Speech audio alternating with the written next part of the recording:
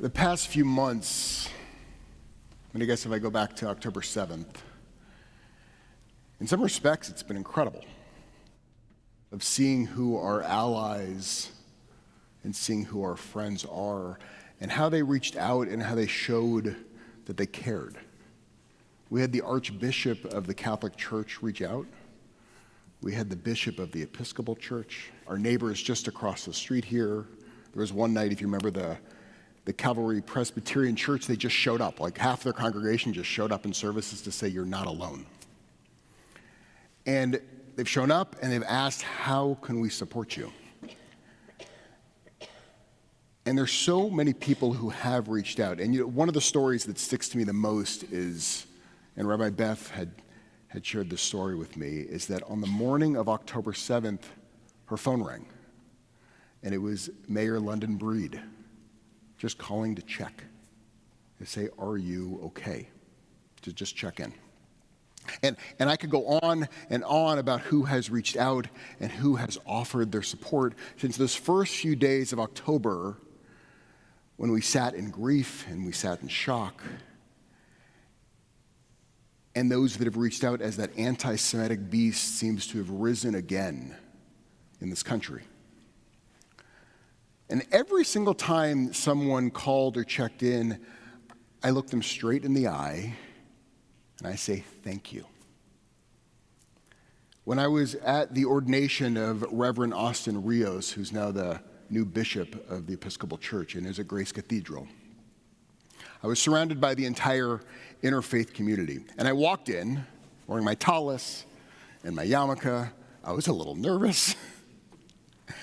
And I saw some people in the congregation wearing keffiyehs, and they looked me up and down, and I got more nervous. And then I reached the other clergy, and I was embraced with such love and such caring. I even saw one of my friends from the Muslim community, and I hadn't seen her since October 7th, and she was there to represent the Muslim community. And she ran up to me, and she gave me a hug. And on the flip side, never has the absence of some people who we expected to reach out and to stand with us, and we've heard nothing. And that silence, it's been deafening. Or even if what we've heard, if it's not silence, it's been tepid, or even what we would consider an attack on the Jewish people. In this category, it's not just public figures. In some respects, public figures, they're a little bit easier emotionally to deal with than friends. The number of people who have shared with me about friends that they've lost during this past year because of all of this is staggering. It's what I hear the most. And now we sit here in the frigid chill of summertime in San Francisco, and the question that we are pushed to ask ourselves is, how are we supposed to react in this moment? How are we supposed to react to those who have not reached out, who have danced on the edge, or even stepping into the waters of what many would consider anti-Semitism? Because it's easy to know how to react to when they show up and they show that they care. And at times, it can feel good to look them in the eye and to say thank you and to heap praise on those people, even if we're uncomfortable with being in a powerless position or needing others to stand up with us. When as a community, we have gotten so used to standing up for others. But what do we do when we feel like we've been ignored, or even worse, we feel like we've been cursed? How are we supposed to respond? Because that is exactly what this week's Torah portion addresses in Behalotecha. Because this is what Moses is dealing with this week. Now Moses, he just endured a popular rebellion against his leadership, and he's not just attacked by the people of Israel, because that's the public. You can deal with that.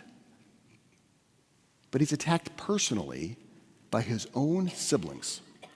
by Miriam and Aaron, who disapprove of his interfaith marriage to a Cushite woman. And they challenge the very core of who he is and his unique prophetic status. And that he's gotten too full of himself in this new leadership role. Now, it's one thing for us to be attacked by our siblings. I know many people in this room have experienced that, and it's painful. But for Moses, it's safe to assume that it's far more painful than for most of us, because he has very few intimate, close relationships in the world, given who Moses is and how lonely he must be as the leader. Now, there are not many people that he can turn to. And now, he finds that his siblings are going after the core of who he is and what he has dedicated his life to. Now, in most stories, this right here, it would be enough tension for the story. We'd leave it right there. But it's not enough tension for a prophet. So the Torah, it ramps it up.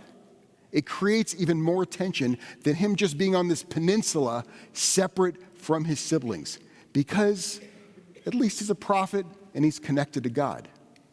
Now you see, at this point, the Torah goes, we're going to go further. And it begins to isolate Moses from God as well.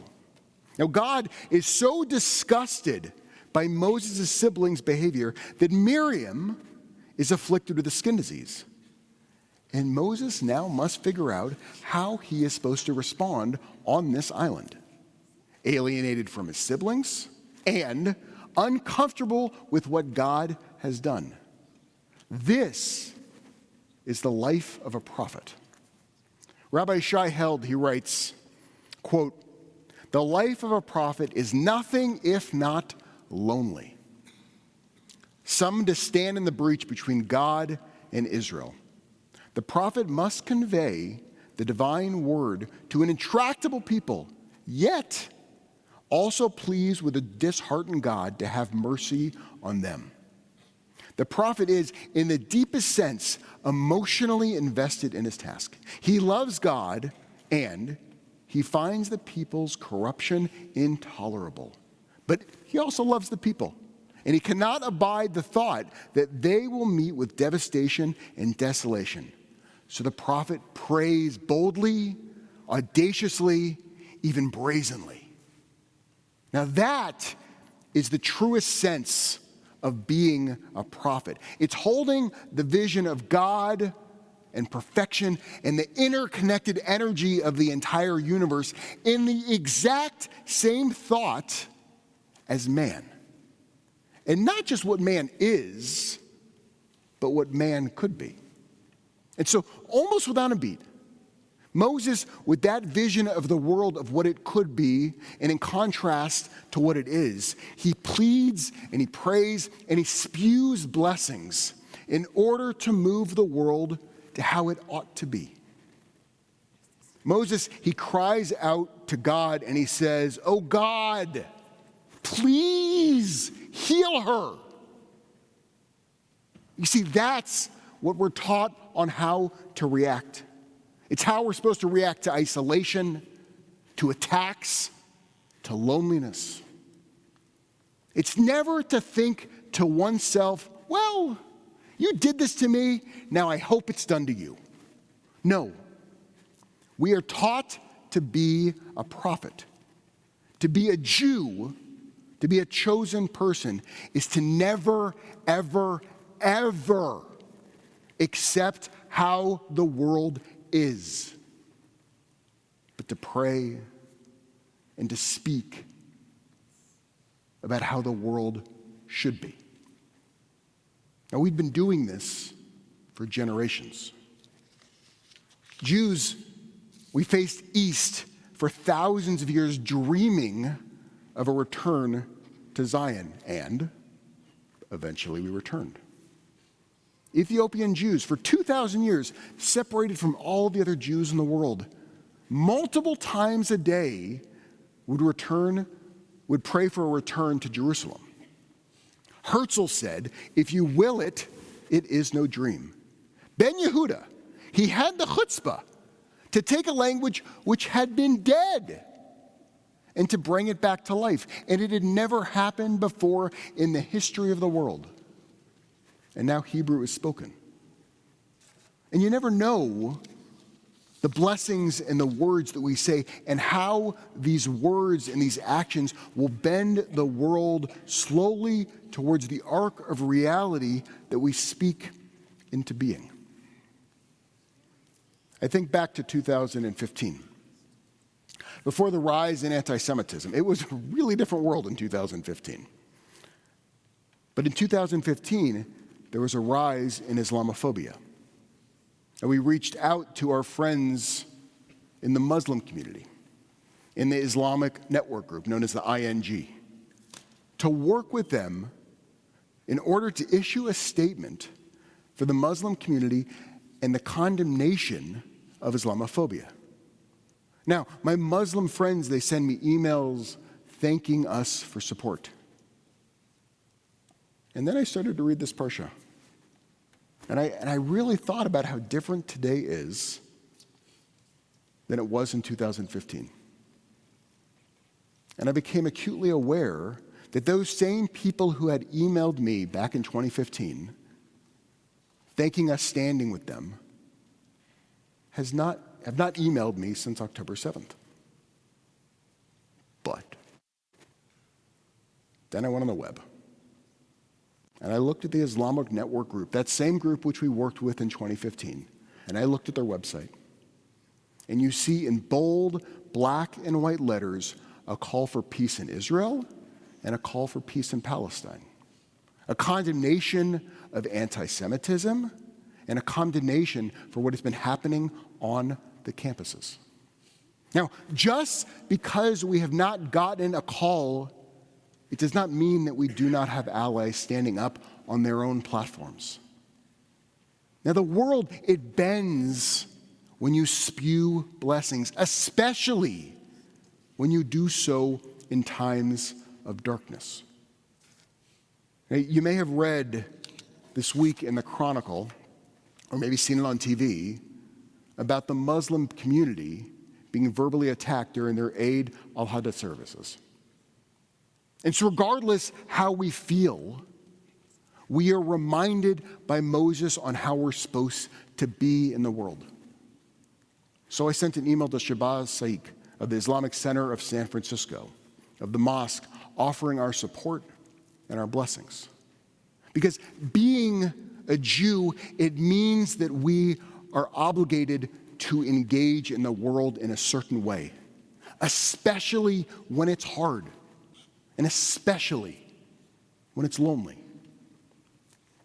Now, each of us, we've experienced people in our lives who have not responded the way that we wanted them to.